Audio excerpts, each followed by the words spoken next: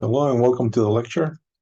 We'll continue today with some of the manipulations we can do with the lists, sets, and tuples. And last time we were talking about how to delete from the lists. And there were a couple of ways that we can do that. And one of the ways we looked at was by simply assigning an empty list to the list, like it shows in this first example. And the other one is to simply use the del command, like in this case here, where by using that command, we can delete whatever portion of a list we want. So this is where we stopped last time. There's also ways to put elements into a list, the insertion into the list, and there are three ways to do that. We can use an assignment where we use slicing, as we done it in the previous lecture. In this example, you can see we have a list of elements here. And so we can insert elements into the list by using a slice type of command, like in this case. So as you can see here, this being the original list, we're going to insert two elements starting at index 2. So since this is index 0, 1, then start at index 2, we're going to put 888, and then 999 will be the next one that we'll be putting in the list. The second method can insert only one element at a time and requires what is called object-oriented features. The object-oriented features basically mean that we're going to use the dot commands previous to the actual command. So, so in this case, we use the insert function, and it takes two parameters. The first parameter is the index where the item will be inserted, and the second parameter is the item that we're going to put into the list. So if we go back to this example for this list here, then if we use the insert method again, using the dot command, we're going to first list the name of the variable we want to change. In this case, the name of the variable is L, followed by the dot, and then followed by the command insert. And so the first of the two parameters that we see here is the index, where we're going to put that information. And the second parameter is the item we want to put in. So again, this is a way that we can insert one element at a time only. So in this case, as you can see, we're going to put 999 in the element that has index number 2. So again, this being 0, 1, then followed by 222 will have 999, as you see here. And the rest of the list didn't change. We just inserted an element in between the elements of the list. Okay.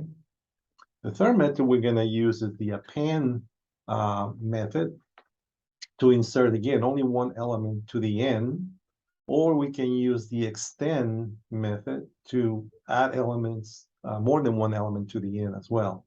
So as you can see here, we go back to our nums list that we've been using previously. And we have, then again, the append and the extend commands also use the dot.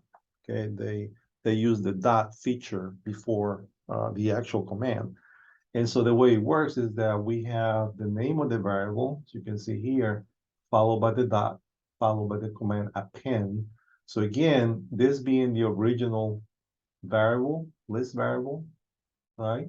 By using this command, we're going to append to this variable nums the number 100, which will be appended to the end of the list, as you can see here, right? So again, this method inserts one element only and at the end of the list. Notice that if we try to use this command with two arguments, we're going to get an error, because this only accepts one argument, okay? And in this case, if we give it 2, then as you can see here, we're going to generate an error. So just be aware of that. The second method we're going to use is the extend command. And the extend command is used where we're going to add more than one element. With the append, we can only add one element. With the extend, we can add more than one. And the way that we use it is similar to the append command, right? We're going to use the name of the variable, followed by the dot, followed by the name or the command extend. Including in brackets, we'll have the elements we want to add to the list. So as you can see here, by using this command here, we're adding 3 elements to the end of the list, the original list here. And just notice that when we use the extend, notice the use of brackets. So whatever we want to add to the original list, we have to include it in brackets, and that has to be inside the parentheses themselves, because this commands, the append and the extend, work with this notation: extend parentheses, append parentheses, preceded by the dot, right? Append is preceded by the dot, extend is preceded by the dot, and before that we have the variable name. Okay. All right. Then we can also look at data creation with tuple and list functions. This is similar to other data types. Tuple and list data types provide 2 functions for creating data from other data types. We can also use concatenation and repetition with lists and tuples, similar to what we did with strings, right? With strings, we use the plus and the asterisk or the multiplication to concatenate tuples and lists, and to repeat a tuple, we use the asterisk.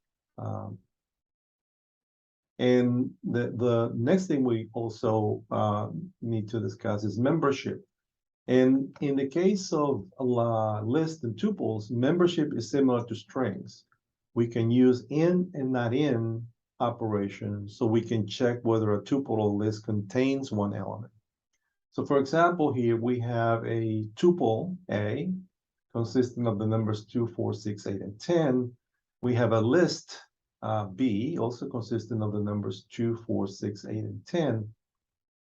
If we if you want to repeat the elements on a particular list or tuple, we can simply use this asterisk and followed by the number of times we want to repeat the elements in it. So in this case, B has 2, 4, 6, 8, 10. So if we use the asterisk 2, means that we're going to repeat the elements in B twice, right? So as you can see here, the elements are repeated twice, right?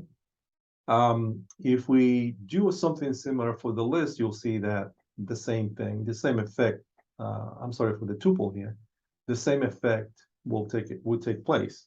We have this tuple A, and if we use the asterisk or the multiplication in this case, and the number 4 is going to replicate this same elements 4 times. Okay, so we have 4 times the actual number that we had previously. Okay, so that's how we can extend or repeat elements in lists or tuples. Another example here that we also use the append command. In this case, we have the tuple again with these numbers in it, and we have the list B with these numbers in it. If we use the append command, which is also, like we use it here, it's only adding 1 element at a time. If we use it like we used it before, with the name of the variable preceded, and then followed by the dot append, then 12 again, in this case, will add to the end of the list the number 12, right? Now, the reason why I put this in here is because I want to show you that, remember, lists are mutable, but tuples are immutable. And that means is that, if I want to change this tuple here, once it's created, I cannot add any elements to it. So if you try to append something to a tuple, like we're trying to do in this case, you're going to get an error. Okay? Because remember, once you create a tuple, they cannot be modified, right? It's immutable. No problems with the list, right? See here, we're adding an element to the end of the list, no problem. But with tuple, you'll get an error like this. So just be aware of that. The other thing we can do, and again, look at this example here. Not a problem adding an element to the list, right? By using the append. But the other thing we can do also is that if you want to do that, then we first have to, make a conversion. So for example, if we look at the original variable A, which is a tuple, right? If we convert that into a list, and we can do that by simply saying list and the name of the variable, then we making that list, that tuple A into a list. And we saving that information, in this case, in the variable double A. So once it's a list, then we can add that element using the append command, right? But if we want to do it on the tuple itself, you get the error. But if we make that tuple into a list, right? This is called typecasting. Then we can use the append command. Same thing here. If you want to convert a list into a tuple, we simply, use the tuple command followed by the variable we want to change, and that creates a tuple from a list. So in this case, B is the list. By saying tuple B, I made that list into a tuple. So that's how we can go from lists to tuples, by simply listing or using tuple in the command line. Okay, another example here. If we have this list here, 3, 4, 5, which again, if we display it, it'll show these numbers here. We can also use the plus sign to concatenate elements together, just like we did with strings. But in this case, we have to enclose the element in brackets. Okay. So at the end of the day, the effect is the same. I can create a list by simply listing the elements and followed by commas here in the brackets, right? So this here creates this list, or I can concatenate, right? By using the plus sign, by listing the elements individually within brackets, see, like I'm doing in this case. So the effect of doing this or doing this is the same, because it creates the same list, right? All right. Hold on, let me do something here. Just wanna get, all right, this will be a little clearer, I think, using this, right? Okay. So notice the difference when parentheses and brackets are used, right? Because we gotta be careful about that. Another example, like the one previously, this is a tuple now. B is a tuple with the element 6, 7, 8. And I create a tuple like I did before very easily by enclosing the elements in parentheses, followed by commas, and that creates the tuple B. I can apply the concatenation again, if I wanted to do it that way, by using the plus sign. But whether I use lists or tuples, I'm going to have to enclose the elements in brackets. See, like in here, right? This is a list, right? I'm creating the list using concatenation with the plus sign. I'm creating a tuple using, create another list from a tuple using concatenation with the elements enclosed here. All right. Now, if I repeat this here and now make B a tuple of elements 2 and 3, of course, this includes the elements 2 and 3. But notice what happens if I use parentheses. Okay. If I use parentheses, it's going to do the actual addition, not the concatenation, right? So be careful about that, because using parentheses Python understands that what you want to do is just add the elements 2 and 3 together, right? So you're just going to add 2 and 3, and the result is 5. Okay. So same thing here, if you notice, right? Because of the indexing, right? The element here, B1, is equal to 3, right? So just be careful when you use parentheses and when you use brackets. Okay, let's see the next one. All right, so we know that we have, and this is sort of a summary here, what we have, some of the things we've done so far. We know that we have 3 different data types in Python. We have numbers, we have strings, and we have Boolean data types. Within numbers, we have integers, we have float, and we have complex numbers. And we also have, or we have looked at 4 type of containers. And basically, we have been focusing on 2 list and tuples. We're going to see a little more sets in just a few minutes. And we're not really going to dig in much into dictionaries. But these are the main 4 type of containers. There's more types than this, okay? But this is the main 4 that you'll see in Python. Of course, list and tuples use indexes to access the elements that we want to get to, right? But sets do not use indexes, okay? You probably remember that from the previous lessons, because in sets, there's no order where we put the elements. And that's one reason why, as we'll see also in some examples coming up soon.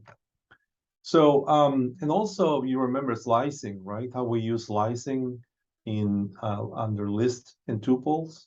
Again, this is a list of numbers, 0 to 5. This is a tuple of numbers, 0 to 5. The main difference between these two is that the tuple I cannot change if one is created, but the list I can change, okay? But to access the elements, I can use indexing, right? Like I'm seeing here. Now, indexing, whether I'm using list or tuples, have to be enclosed in brackets, as you can see here, right? So always use the brackets to, mean an index in this case. And so we've done this before, right? Well, we use slicing in both cases. So you may want to review this as it applies to both these examples in tuples and lists.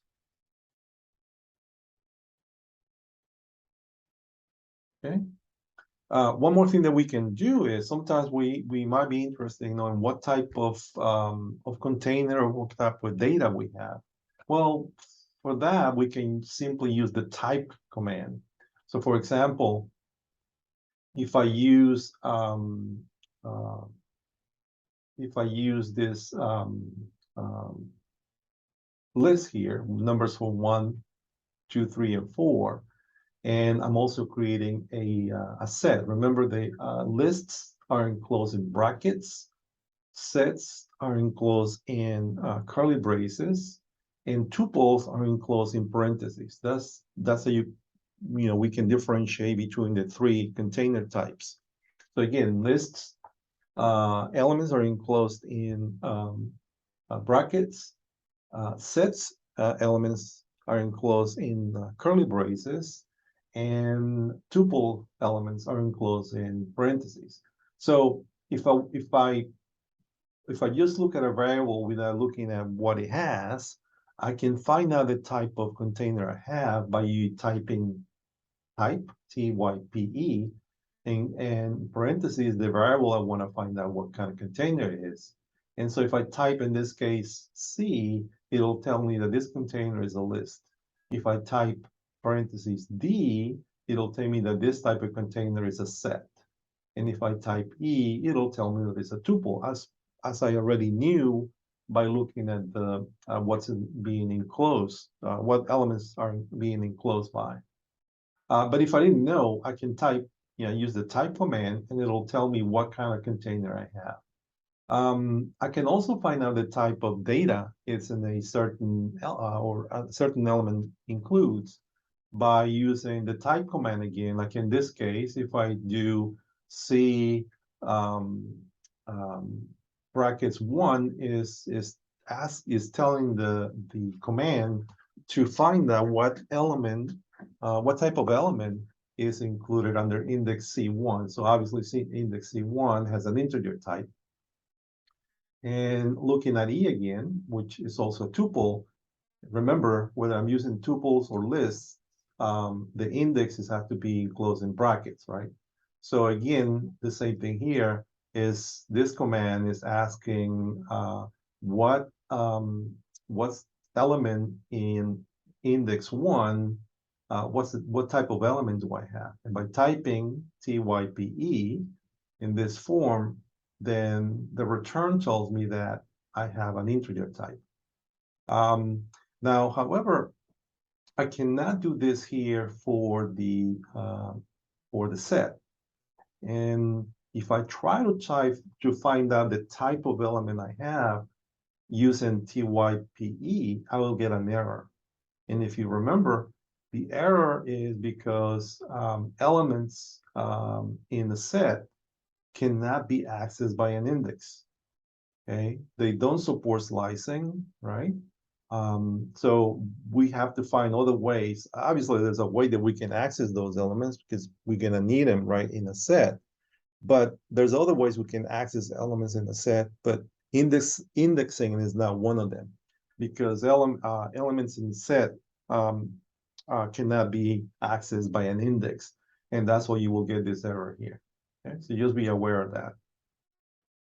And again, the reason for that is because sets elements are an order. They have no order.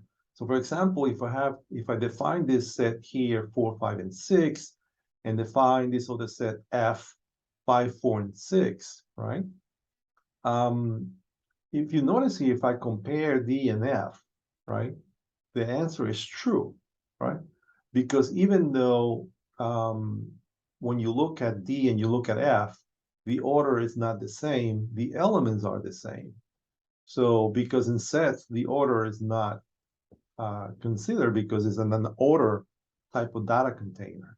So under this case here, these two elements are the same. These two sets are the same. The same thing here, because when you look at sets, the elements that repeat only count as one element.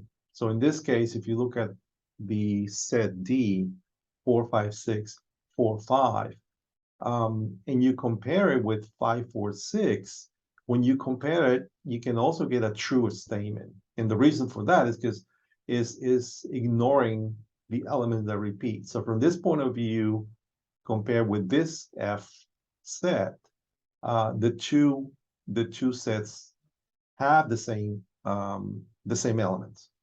Okay, so that's an important difference, right, for sets and types and tuples. And that's one reason why we don't have a way of using indexing to access those elements. Okay, but we have other ways, as you will see later. All right. So one of the things we can do is we can use iteration, or we can also use the in keyword to access the element. So for example, here, looking back at that set D with numbers 4, 5, 6, 4, 5, if you want to find out if an element is in this set, I can use the in keyword. So if I say 4 in D, the answer will be true, right? Because 4 is in D, right? So I'm not using indexing to corroborate that information, but I'm using the in command. Same thing here. If I say 7 in D, well, I'm going to get a false result because 7 is not in the set D. Okay.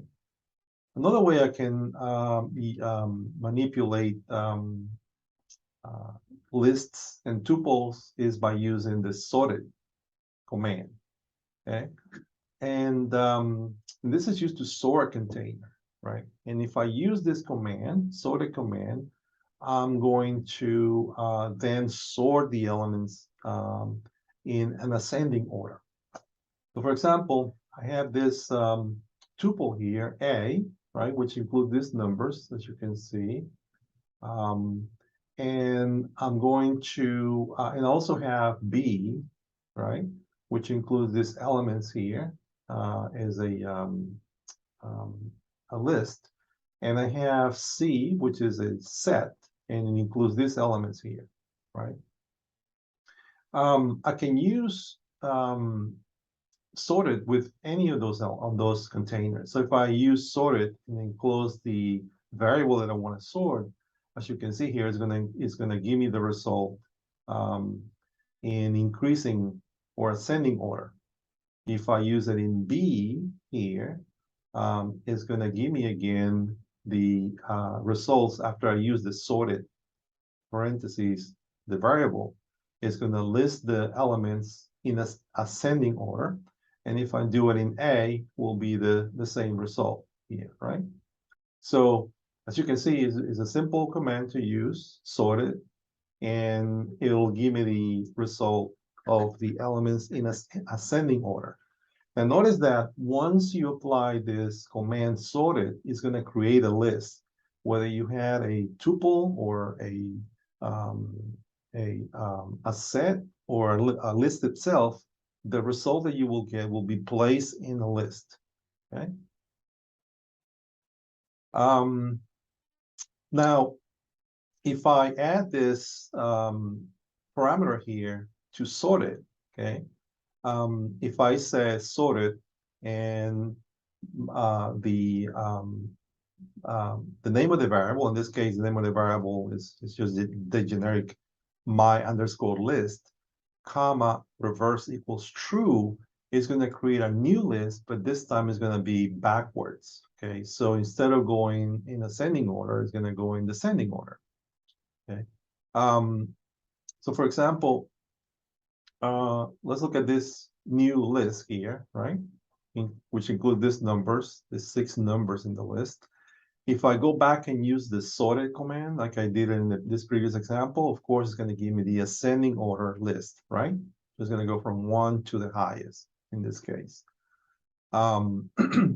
Now, if I instead do, and if you look at this list again here, right, the lottery numbers is the new list here.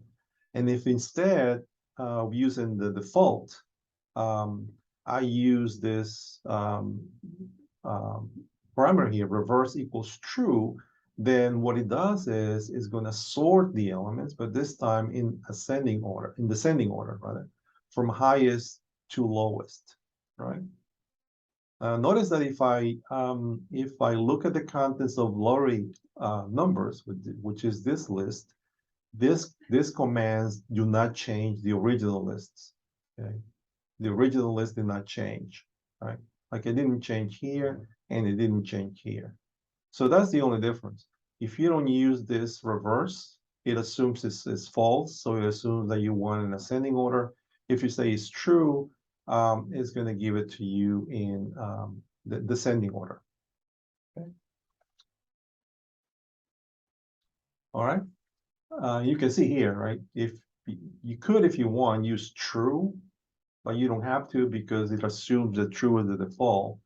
But if you use sorted under the name of the variable reverse equals true to create a new list sorted backwards, you can do that by using the sorted with the true parameter in it.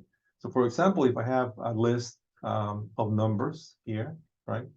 3, 8, 1, 16, and 0. And if I use the sorted command followed by the variable, it's going to give me the answer, right? In an order fashion, right? From 0 to 16. If I type or look at the contents of A, you see that A didn't change, right? A remains the same, right? Now, if I say sorted A, comma, reverse equals true, it's going to take or look at the elements in A, but it's going to give me the results from highest to lowest. Okay. And if I say reverse false, it's just going to be the same as if I didn't have anything here. So this here or this here is equivalent, right? So by default, it always gives me the ascending order. Okay. So this is not really needed, but if you put it there, it is not going to change the ascending order. If you want to reverse the items of a list in place, you can also use the reverse command. And the reverse command is also used with a dot, okay? Anything that is used with a dot has to be preceded by whatever name of the variable you have. So if I use the reverse command with a dot, okay, it's going to be preceded by the name of the variable. So for example, if you look back at these numbers here, right, for the list, and if I use the reverse command, first I'm going to use the name of the variable, in this case lottery numbers, followed by the dot, followed by reversed in parentheses, right? And so what that will give me once I run that command, if you look at lottery numbers, then it's just gonna give me the numbers in reverse order, right? In other words, it's gonna go from this one to this one, okay? That's all it does. It's just gonna order the numbers in reverse order. So this is one command that we can use for that. Remember, we also used slicing for that previously, right? There's another way you can do it by slicing the list. But this is one single command that you can use if you want to reverse the order on a list. You can also use another that command, sort, if you want to increase or if you want to list the numbers or the elements on a list in increasing order. And if you use the dot command, the difference is that, remember, if I don't use the dot command, let me show you this back again, I'm going to use sorted. So it's S-O-R-T-E-D, okay? This one can be used without the dot command, okay? Like you see here. Just simply say sorted in the name of the variable, and it'll sort in ascending order. This is another option, okay? The sort. The sort command requires the dot in the name of the variable, okay? But at the end of the day, it does the same thing. It's just another way of doing it. So for example, the numbers again here, right, are 1 through 4, 32,423, 2, 45, 11 on the list, the same numbers I had before. This time I'm going to use the sort command. If I use the sort command, I have to use the dot preceded by the name of the variable, right? So if I apply this command here, the end result is that I have a sorted list in ascending order, okay? Same as before, right? Same as when I use the sort command, with only one difference. I'll tell you a little later. If I use the dot sort command and I say reverse equals true, it's going to do what it did before with the sorted command, right? Which means it's going to list the elements in from highest to lowest, right? So again, it's the dot sort preceded by the name of the variable, right? The only difference is that this operation is going to modify the original list. The sort command that we used before, as you see here, doesn't modify the list. The list remains the same, right? The list doesn't change, even though I'm looking at the elements in ascending or descending order. But in the case of using the dot sort command, it's going to change the actual list like that. Another example here, using strings. This variable words is composed of three strings. And so if I use sort on a string, it's going to sort the elements in alphabetical order, of course, from A up to, Z if you have any of those. And that's what you will see. Okay. Okay, so that's some of the uses of that sort and sorted examples. So this is a summary of some of the ones we've been using. There are a couple of them here that we haven't discussed, but they're kind of you know, very intuitive. So, we use most of this already. If you want to check the length of a list, right, we can use the len command, and that returns, a number, because it's still going to tell you the number of elements on the list. If we want to add to the end, we can use the append command, preceded by the dot. If you want to insert, we want to use the insert command preceded by the dot. The insert command requires first the index, where I'm going to put the element in, and the item I'm going to put, right? This one here updates the position. Is the position of the element, and it doesn't return anything. It's just gives you that information. And of course, we use the extend before, right? With the dot preceded by the name of the variable. And we also have the in command, right? If you want to find out if an element or an item is on the list, and this will return either true or false. Also, if you want to find out the index that an item has, right, we can then list the item with the dot index command, and that will return the index that that element occupies. So there are a couple of them here that you may want to try and test yourself, which like the count command, it'll tell you the number of elements. And the remove can remove a certain item from a list.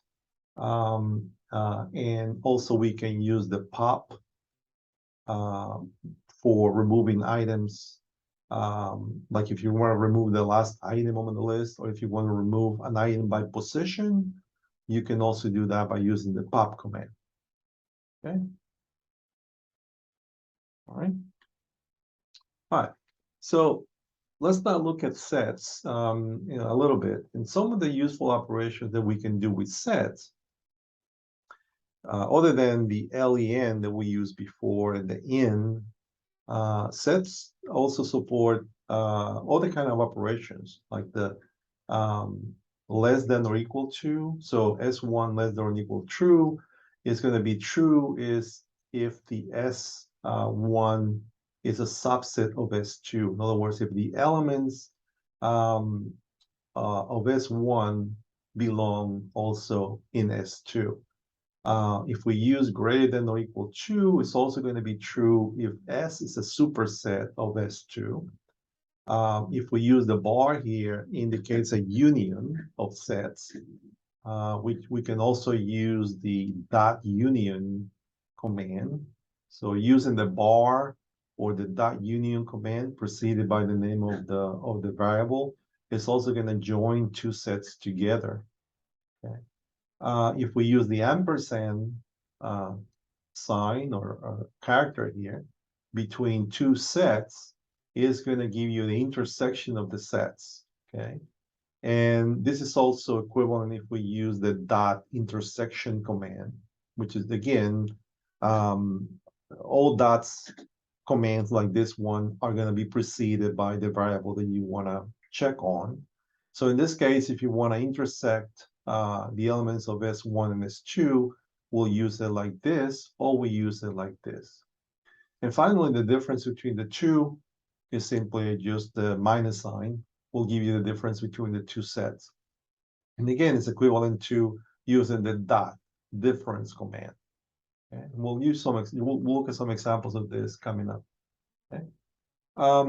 There's also some commands that are only applicable to sets. A couple of them are the add command. So if we have a dot add preceded by the variable name and the element in the set, we're going to add a new element to that set. Okay. So remember before we couldn't use indexing, right, to add elements to a set, but we can use the add command to add elements to a set. We can also remove elements from a set without using indexing by using this command. S.remove will remove an element from a set. And the spop command will remove an arbitrary element from a set also as well, as we'll see in the next examples. So again, the reason why this is useful is because remember, with sets, we cannot use indexing, but we can use some of these commands to add or remove elements in a set. All right, so this is again a summary of some of the operations that that Python provides. Of course, we have arithmetic operations like the typical addition, subtraction, and so forth. We have logic operations like and, or, not, and we have container-specific operations like indexing and membership, and comparison, right? Like less than, equal, and so forth. So this is a summary. We've been using most of them already in several examples. But you notice one thing here, that the operators plus and the star have different meanings depending on the data type we're looking for. For the medical data, of course, they mean addition and multiplication, right? There's no confusion. But if we use those signs or those operators in containers, the plus means concatenation, and the star means repetition, right? So they have different meanings depending on the type of container we use. All right, and this is another example. For instance, if we have this string S1, 4, and the string S2, 5, we can use the operators, like in this case, it's testing length of S1 is less than length of S2, and of course the result is going to be false because they're the same, right? The same length, if you will. And we printed the information here. That's what you see on this right-hand side. So the result is that it's going to return a false because the net result of this statement is that it's going to be false because the length of S1 is not less than the length of S2.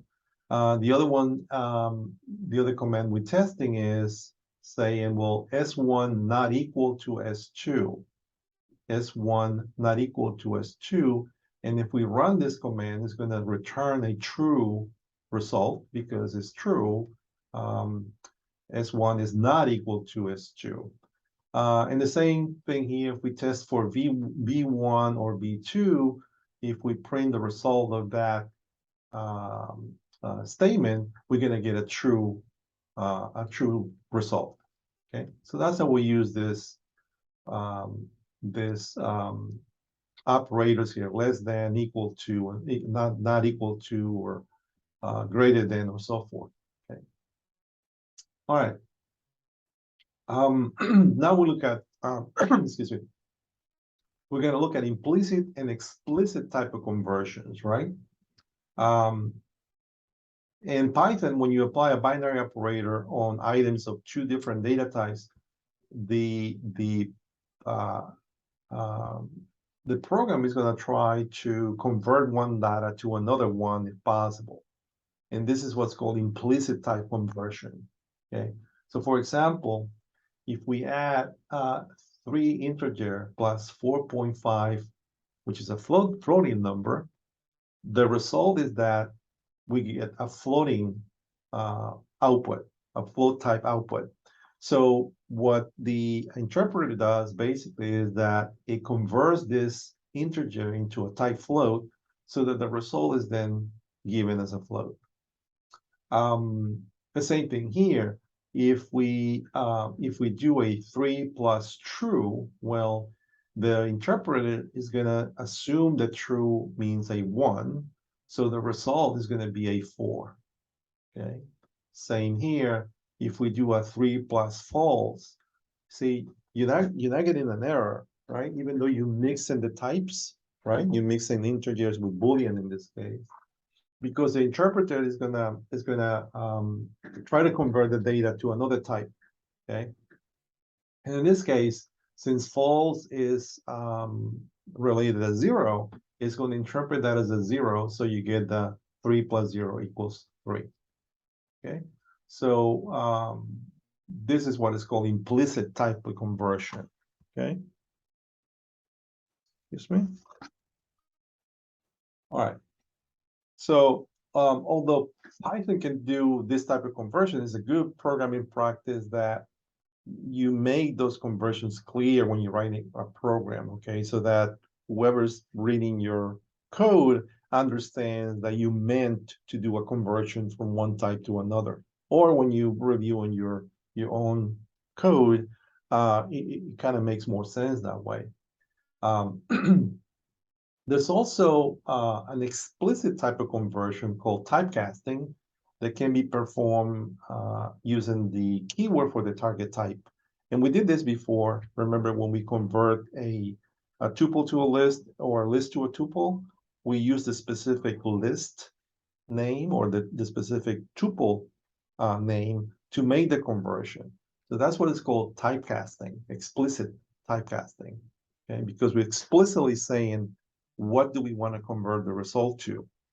For example, if you look at this simple statement here, right? We're manipulating these numbers, but in this statement, we're specifically saying whatever the result is of 2.5 times 5, the result is being forced to be an integer. So obviously, you know, the actual result is 12.5, but since I'm explicitly saying to make that result an integer, it's going to show up as an integer. It's a 12. And so adding 12 plus 7.1 and multiplying by 1.1 will give me this result, okay? So using the specific type inside a statement like this is called the explicit type of typecasting. Now, sometimes most conversions are possible.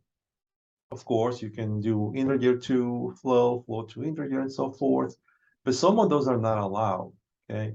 Implicit conversions are allowed only for the basic data types as we see here, okay? So for example, if you look at the arrows, right, that will tell you what can be converted from one to the other and so forth. I can do integer to float or float to integer. I can do integer to Boolean, Boolean to integer. I can do float to complex. I can do integer to complex, but look at this. You cannot do complex to integer, and you cannot convert or do an implicit conversion or typecasting of complex to float, okay? Can, however, do a typecasting from complex to Boolean and vice versa, see? So most of them can be done, except for the complex is you gotta be careful. And we'll see examples of that. For example, if I wanna do integer to complex, right? I'm defining the variable a as true. And to make sure what it is, of course, I can do type A, and type A will tell me, yeah, this is an integer type, okay? Now, if I use typecasting, the explicit typecasting, and use complex, then it's going to take the variable A and convert it into a complex data type. Of course, if you look and put the results in B in this case. So if you look at the results of this statement, B now is a complex number, okay? So I did this by forcing or by making A become a complex number. I can also do float to complex, right? So again, if you just look at a number directly, 2.75, and I want to make that number, which is obviously a float, into complex, I can do that again by just simply saying complex, and the result will be a complex number, right, with a real and imaginary part. Obviously here, the imaginary part, it's going to be 0.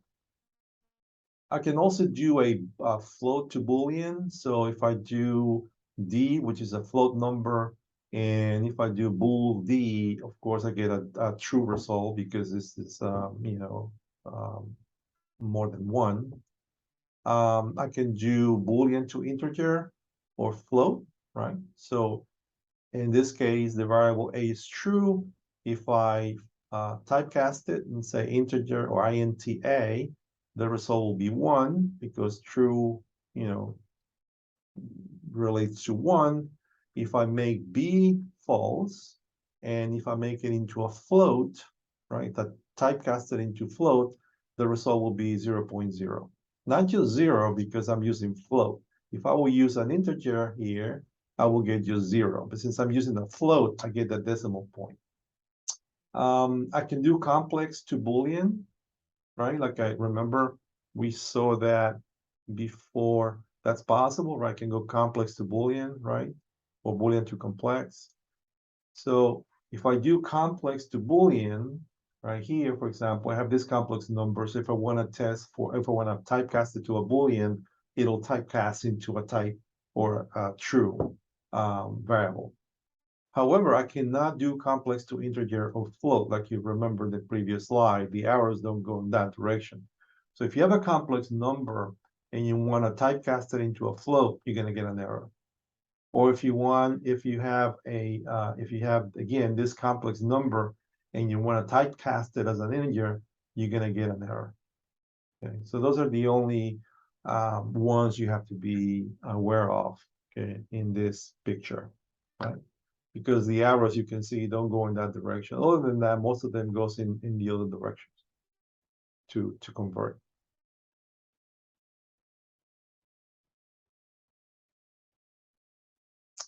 All right. Another way of typecasting, if I want to typecast an integer to a string, in this case, I have an integer 56, which I'm saving in the variable a. And of course, if you want to check again, type will tell me that a is an integer type. And if I typecast that to make it into a string, I can use str. And so if I use str and for the variable a and save the result in b, b is now a string. Okay. I can also do string to list, right? So if this is my string here, b, and if I typecast it into a list, it's just going to convert every character in the string into an element of a list, as you can see here, including spaces, as you can see here. Okay, so this will be a list which elements are composed of characters, right? As you can see here.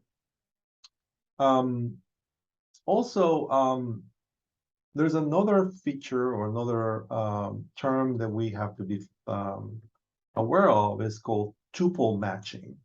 And tuple matching means that we can have multiple assignments with different values.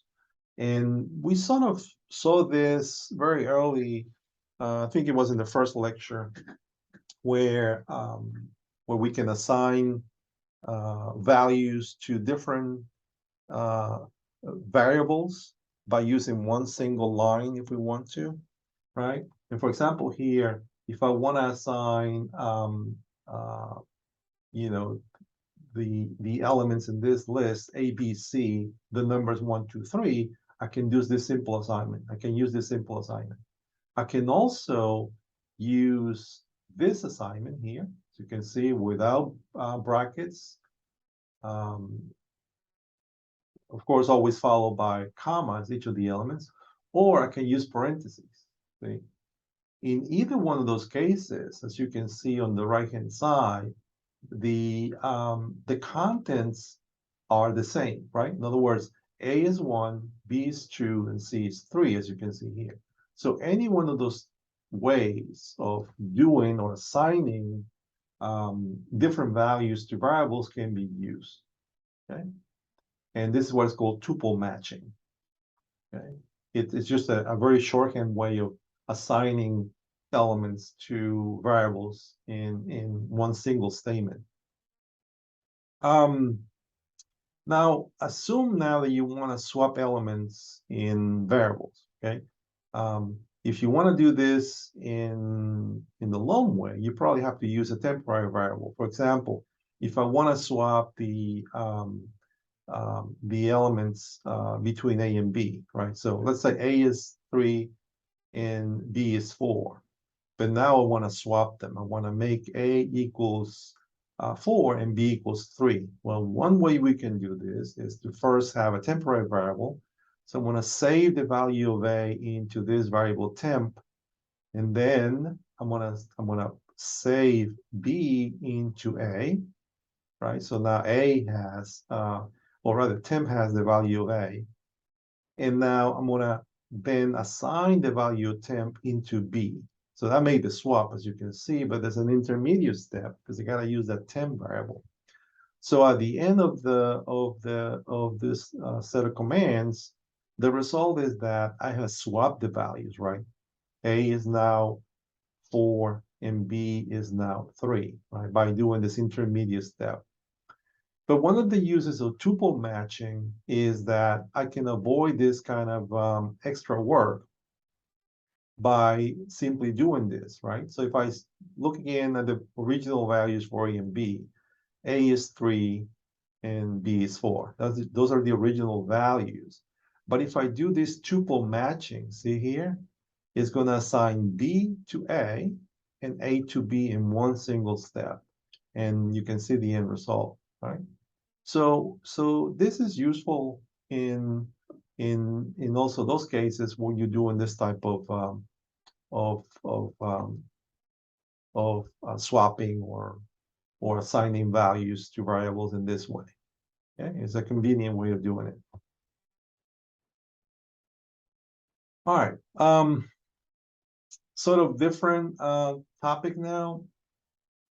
In many cases, it's important that we want to find an address of a variable in memory for different reasons, as you'll see later, especially for more advanced programming. You might need to be aware of where the elements end up in memory.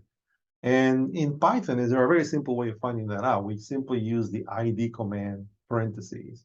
So for example, if I define this variable B, which contains a list of numbers, right? 10, 20, 30. If I do ID and the name of the variable in parentheses, it'll put out the actual address that this variable is occupying in memory.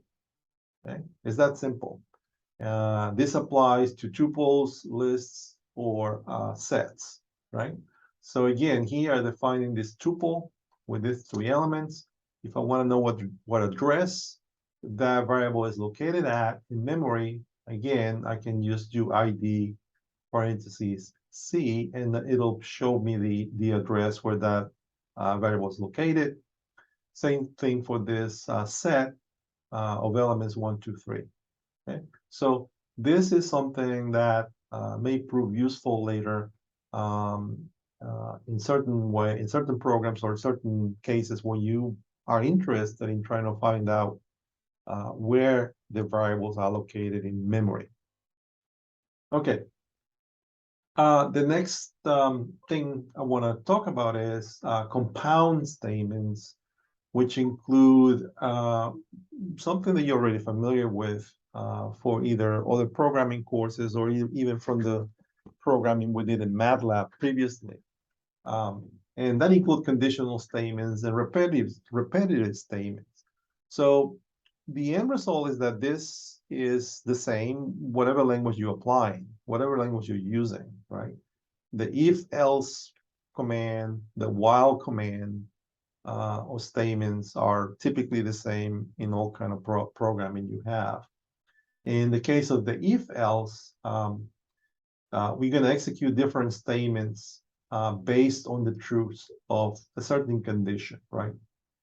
And so, you know, the program will evaluate the expression, and if this expression is true, then it's going to carry out the statements. But if this expression is not true, then it's going to carry out this statements, right? That's the if-else. Really nothing new, but just to reemphasize that Python also follows the same logic, right? We can also, under compound statements, look at while, right? Like the way we used while before. And in this case, as you probably remember, the statements are going to be carry out whenever this condition is true. So the statements are executed when the condition inside this area is true. Okay.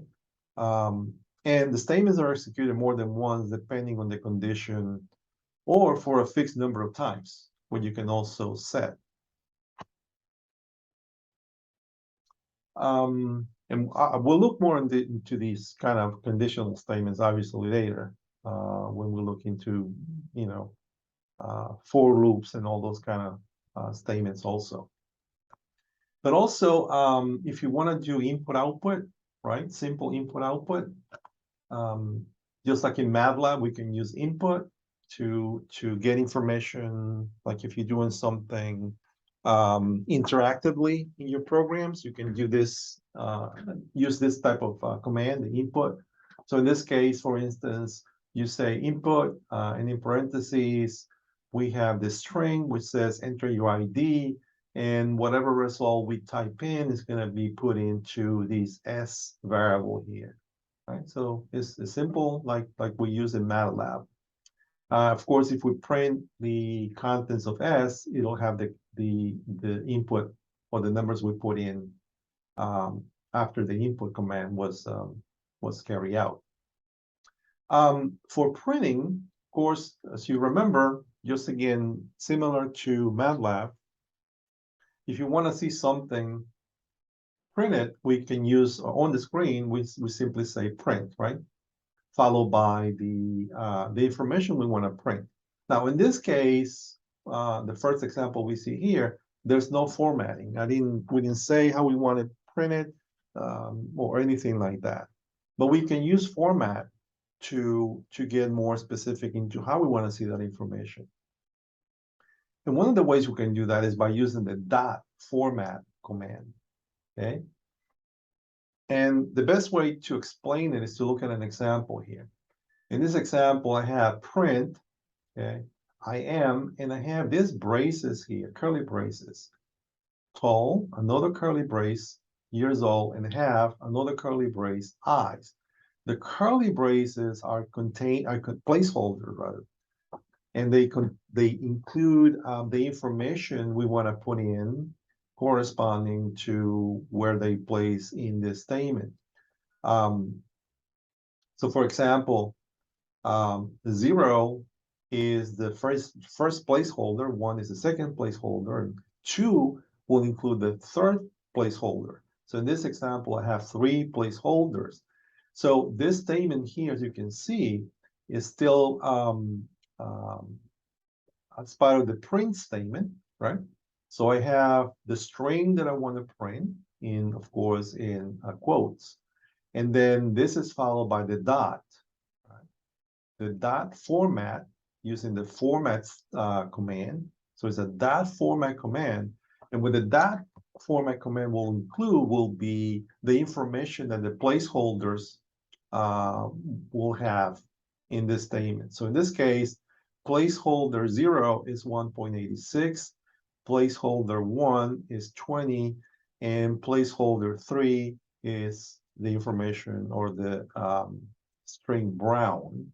So this statement will print I am, placeholder 0 is 186, tall, placeholder 2 is 20 years old, and have brown, which is the placeholder 2, eyes. Okay, you see that, right? Also, there's another variation to this format that we can use, and instead of using integers for placeholders like we do here, we can give names to the placeholders. Okay, so in this example, similar to the one before, I want to print this, right? Look at the statement in parentheses, in quotes, which is my string. It says I am, again, curly braces, height, tall, curly braces, age, years old, and have curly braces, eyes. Okay, and if you look at the format here, okay, instead of using integers for the placeholders, right, like I did in this case, I'm using the name of a variable, right? And followed by the format command, I'll have in parentheses what those names or those variables include or what they contain, right? So again, I'm going to use the dot format parentheses, but now instead of using integers for the placeholders, I will actually have the names, okay, and whatever value I have associated with those names. So in this case, you know, look at the order, it doesn't have to be in the same way they appear in here, right? Because the first placeholder I have is for height, but you know, the statement understands that you're looking for height as a variable, right? So it's not by position, like in this case. So obviously in this case, I have assigned height, the value 1.86. I have assigned age, the value 20, and I have assigned eyes, the string value of brown. So by carrying out this statement, this will be the output. So it's a way of formatting data when you want to see a print. All right. Let's just do the last thing here before we stop, because we can also use the F with print to format the output. Okay. So just like I did before, I want to format the output to have a specific, way of looking at the information or putting the information inside that print statement. And in this one, if I use F, okay, not dot format like I did in the previous one, okay. In this case, I use the dot format and I put in parentheses either the placeholders or the actual names with the information that I want, right? Well, that's one way, okay. I can also use a simpler way, which is just using F. So if I use print F followed by the string, okay, you can see here that if you have already defined what these variables are, height, age, and eye color, like I did in this case, right? They're already predefined. Then if I simply use F followed by the information like this, again in braces, with the variables included in the braces, what I'm going to see at the output is exactly what I had before, right? But it's just using a different type of formatting statement. Okay, so I think we're going to stop here and continue next time.